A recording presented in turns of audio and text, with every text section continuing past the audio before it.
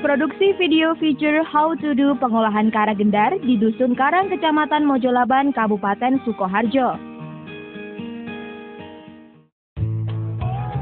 Eits, ngomong-ngomong, Bapak itu lagi ngapain ya? Kok banyak sekali kotak-kotak kecil sih? Loh, kok ini juga ya? Apaan tuh? Pada penasaran kan apakah itu? Itu adalah bakal calon Karagendar yang sering kita makan itu loh. Proses pengolahan Karagendar tepatnya berada di Dusun Karang, Kecamatan Mojolaban, Kabupaten Sukoharjo. Nah, salah satunya usaha Karagendar milik Bapak Marsudi ini. Yuk kita intip yuk proses pengolahan Karagendar yang dimulai dari proses perebusan sampai dengan proses pembungkusan. Yang pertama, proses perebusan. Bahan-bahan yang direbus adalah beras, air, dan cairan khusus yang dinamakan bleng cair. Ketiga bahan tersebut dimasukkan dan dicampurkan menjadi satu ke dalam wajan. Eits, jangan lupa ya, diaduk biar matangnya rata. Proses perebusan ini berlangsung kurang lebih selama 1 jam sampai air yang di dalam wajan habis karena proses penguapan. Saat adonan sudah matang yang ditandai dengan air yang ada di dalam wajan sudah habis atau ketika semua bahan sudah bercampur menjadi satu. Lalu pindahkan adonan dari wajan ke tempat alat yang disebut kukusan. Proses pengukusan ini berlangsung kurang lebih selama 30 menit. Dalam proses pengukusan ini, adonan yang akan dikukus harus ditutup rapat agar panasnya lebih maksimal. Ketika sudah mengeluarkan asap, maka pindahkan adonan dari kukusan ke dalam lumpang untuk ditumbuk. Proses penumbukannya masih bersifat manual loh, yang masih menggunakan tenaga manusia. Proses penumbukan ini bertujuan agar adonan menjadi lebih halus, lebih lengket, dan lebih rekat. Setelah adonan selesai ditumbuk, maka lanjutlah ke proses pencetakan. Adonan dipindahkan dari lumpang ke alat pencetakan yang terbuat dari kayu. Pada proses pencetakan ini, adonan ditekan sampai padat dan dirapikan menggunakan pisau. Eits, jangan lupa dibolak-balik ya, biar padatnya rata. Ketika sudah padat, adonan yang telah berubah bentuk menjadi kotak-kotak persegi panjang dipindahkan ke tempat yang telah disediakan. Adonan yang telah dicetak kemudian dipotong tipis-tipis menggunakan pisau. Pisau yang digunakan untuk proses pemotongan ini nggak sembarangan pisau loh. Pisau ini harus anti karat dan harus sangat tajam. Mengapa pisaunya harus begitu ya? Karena agar adonan bersih dan tidak mengandung bakteri dan juga agar tidak memakan waktu yang lama saat pemotongan. Adonan-adonan yang sudah dipotong tipis-tipis kemudian diletakkan di atas anyaman bambu secara rapi.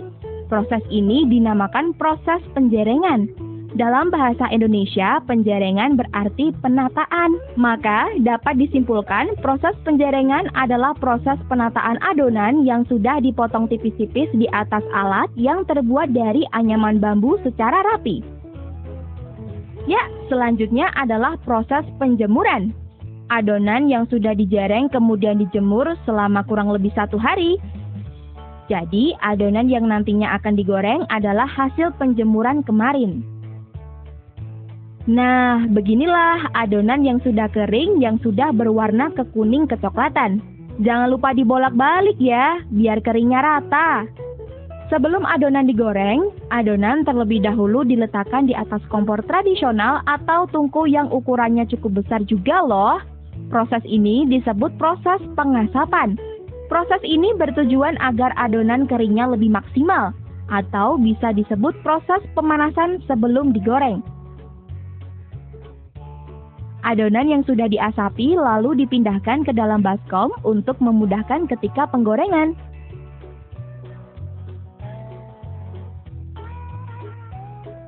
Eits, jangan lupa tuangkan minyak goreng ke dalam wajan ya. Wajannya cukup besar juga loh.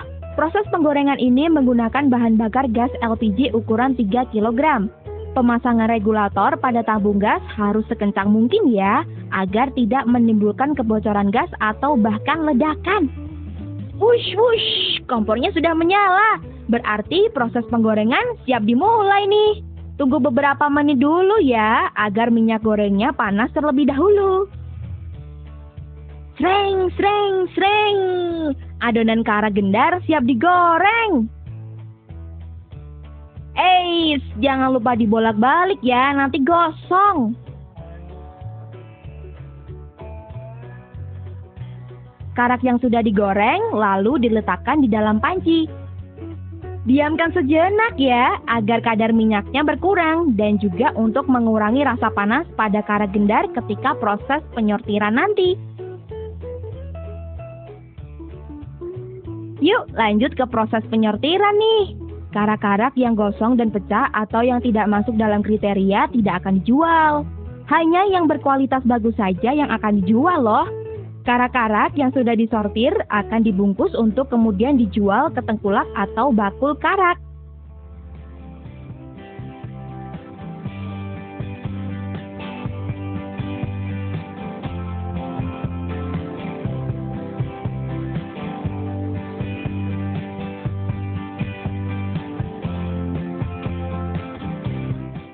Pak, sejak kapan ya usaha karak gendar ini berdiri? Mulai kalau ndamel niki tahun 72. Lah, ini mulai ndamel karak. Nggih, rumiyin nek jangan semantan kula sak keluarga dulu. Saya sampun sak keluarga, tambah modal, tambah malih mendhet tenaga Jawi, cara bayaran. Apa saja sih bahan baku dari karak gendar ini? Bahan bakunya utamanipun uos utawi beras, terus mengke bumbu utawi rempah-rempah pun garam sama namanya yang disebut bleng cair. Dapat dari mana Pak bahan baku pengolahan karak gendar yang ini? Niku tumbas saking toko. Menawi garam pundi-pundi wonten, menawi wonten agenipun. Mangke kula apa lajeng dikirim kalian agen. Apa sih tujuan mendirikan usaha karak gendar ini Pak? Namung kula nyambut damel karak nggih. Pados untung kangge menyekapi kebutuhan keluarga.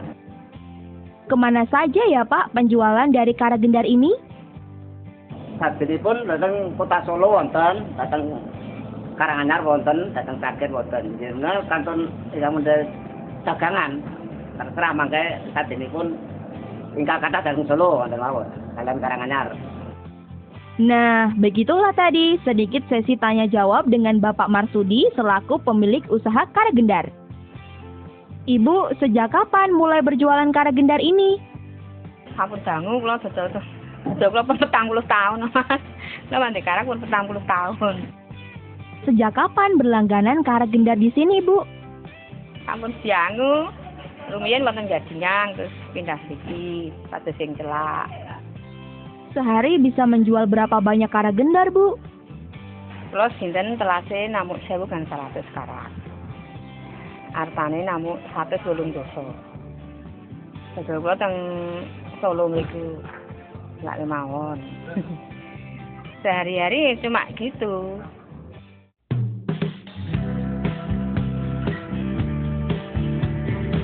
Yah, demikian tadi proses pengolahan karak gendar yang dimulai dari proses perebusan sampai dengan proses penyortiran dan pembungkusan. Jadi, udah nggak penasaran lagi kan tentang bagaimana proses pengolahan karak gendar itu?